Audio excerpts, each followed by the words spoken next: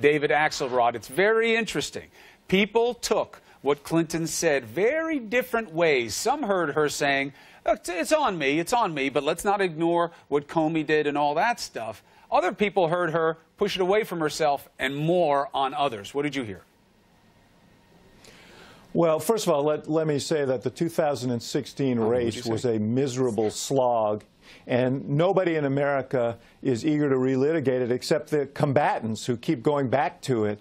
But beyond that, look, she has a legitimate beef because Comey's letter was instrumental, I think, in her defeat. So in a narrow sense, she's right about it. But Jim Comey didn't tell her not to campaign in Wisconsin after the convention. Jim Comey didn't say, don't put any resources into Michigan until the final week of the campaign. And one of the things that hindered her in the campaign was a sense that she never fully was willing to take responsibility for her mistakes, particularly that server.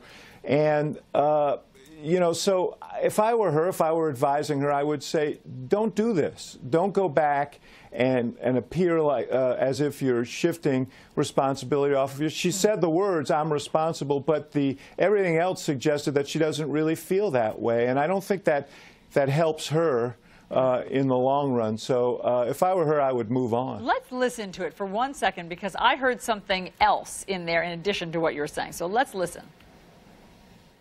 I take absolute personal responsibility. I was the candidate. I was the person who was on the ballot.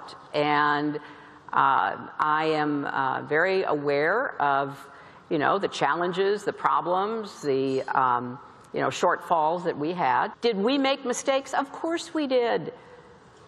Did I make mistakes? Oh, my gosh, yes. You know, you'll read my confession and my request for absolution. But the reason why I believe we lost were the intervening events in the last 10 days.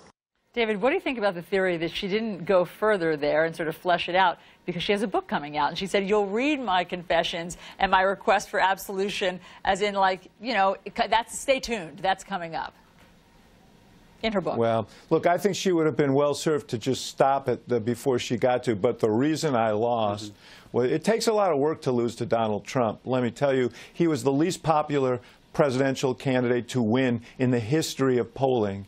And so it wasn't just the Comey letter. The fact that she was in a position to lose because of the Comey letter is something that deserves some introspection, and maybe it will come in her book. But if I were her, I would just, if she's got a book coming out, let the book speak for itself and don't get involved in these sidebar conversations.